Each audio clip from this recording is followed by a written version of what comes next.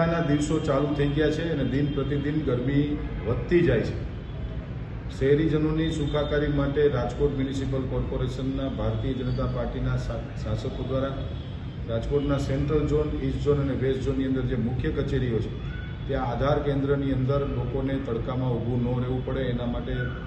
એક permanent structure ઊભું કરવામાં આવ્યું છે અને પાણીની પણ વ્યવસ્થા કરવામાં આવી છે, જેથી કરીને કોઈ પરિવારજનો આવે બાળકોને લઈને આધાર કઢાવવા આવતા હોય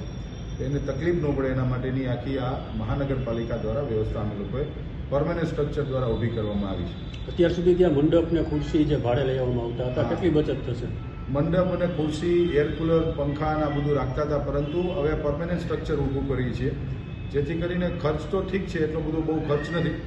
પણ 365 દિવસ 12 મહિના સુધી આ પરમેનન્ટ સ્ટ્રક્ચર ઊભું કરવાનો અમારો એકમાત્ર ધ્યેય છે કે લોકોને કોઈ મુશ્કેલી ન પડે એના માટેની આખી આ વ્યવસ્થા અમે ગોઠવી છે. આધાર કાર્ડની કામગીરી 18 વોર્ડમાં પણ શરૂ કરવામાં આવી છે, કેવો રિસ્પોન્સ છે? ખૂબ સારો રિસ્પોન્સ મળી રહ્યો છે. 3 ઝોનની અંદર જે લોડ હતો વધારે, જે લોકોની લાઈનો સેન્ટ્રલ ઝોનમાં કોર્પોરેશનની કચેરીની બહાર ઊભા રહેતા, એવા એટલી બધી મુશ્કેલીઓ પડતી. નવા નાણાકીય વર્ષની અંદર મારા દ્વારા સ્ટેન્ડિંગ કમિટીને જ્યારે બજેટ રજૂ કર્યું ત્યારે આ યોજનાનું ઇમ્પ્લિમેન્ટેશન તાત્કાલિક ધોરણે થાય એના માટે જે તે સંબંધિત અધિકારીઓને સૂચના આપવામાં આવી હતી અને 1 એપ્રિલથી બજેટની પહેલી વહેલી યોજના, જે સક્સેસફુલ યોજના ને લોકોને ઉપયોગી યોજના છે, એ શરૂ થઈ ગઈ છે.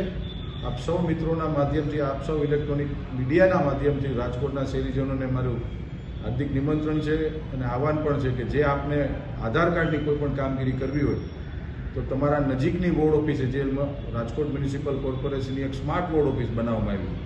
ત્યાં જઈ અને આપ આધારની કામગીરી આપ આરામથી કરી શકો છો, જેથી કરીને સેન્ટ્રલ ઝોનમાં કે ઈસ્ટ કે વેસ્ટ ઝોનમાં આપને કોઈ